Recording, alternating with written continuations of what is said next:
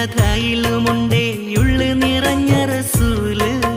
നൊന്ത് കരഞ്ഞാലും ഉമ്മ പാടുന്നൊരു പാട്ടിലുമുണ്ടാ മത്.